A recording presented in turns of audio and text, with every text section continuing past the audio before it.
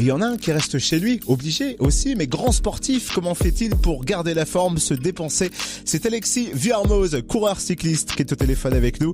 Alexis, bonjour. Bonjour. Alors, bienvenue sur Fréquence Plus. Alexis, toi en tant que sportif, en tant que cycliste, comment tu vis cette période de confinement? Comment c'est possible pour toi de faire du sport et de t'entretenir en ce moment? Forcément, comme une grande partie des Français, le confinement, c'est pas quelque chose de très agréable à vivre.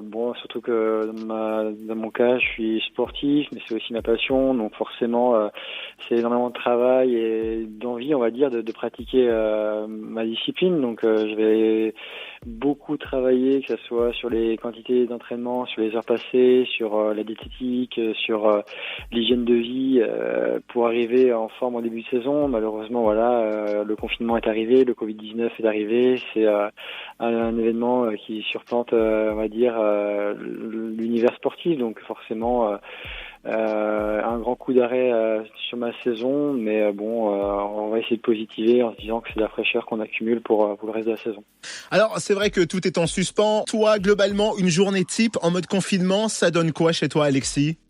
Alors ça va dépendre des journées, on va essayer quand même de varier les journées pour éviter la lassitude, mais comme aujourd'hui typiquement, j'ai fait de l'home trainer à jeun, ça veut dire qu'on fait du vélo sur place, même si aujourd'hui on a des outils qui permettent de connecter l'home trainer à un jeu vidéo en direct et connecté en ligne, donc ça nous permet d'avoir finalement un parcours qui défile en même temps qu'on pédale et on a un dénivelé et une reproduction à dire du dénivelé durant le jeu, mais bon, ça reste quand même du virtuel, c'est pas forcément ma tasse de thé, mais c'est important pour entretenir la masse musculaire et le rythme cardiaque.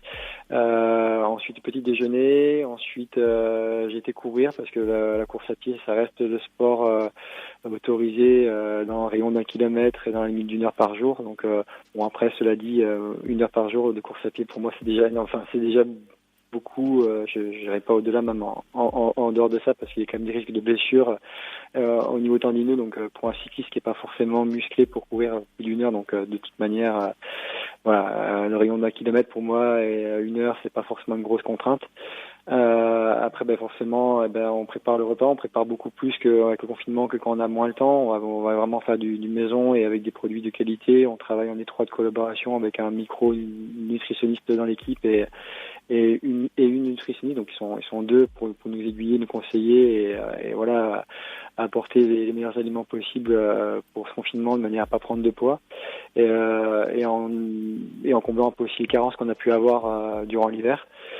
Et l'après-midi, c'est propice à faire de la préparation physique générale, donc c'est de la musculation, du gainage, donc on a quand même des journées bien rythmées et s'il nous reste un petit peu de temps, des fois entre, pourquoi pas jardiner un peu ou faire un peu de bricolage qu'on repousse constamment le reste de la saison et là on n'a pas d'excuses.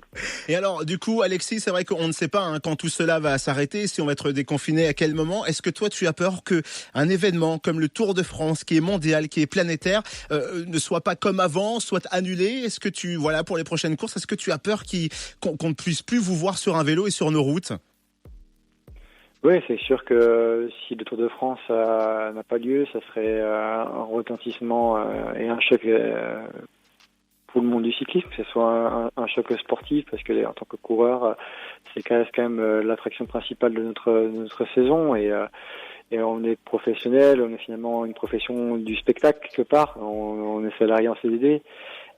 Du coup, c'est quand même des contrats qui sont précaires et déjà à l'heure actuelle, des équipes comme CCC, comme Lotto, comme Dimension Data, ils ont licencié massivement, que ce soit au niveau du staff, que ce soit au niveau des coureurs. On a eu des coupes budgétaires, des réductions de salaire de l'ordre de 80%, notamment pour CCC, de 70% du côté de Dimension Data, si je me trompe pas.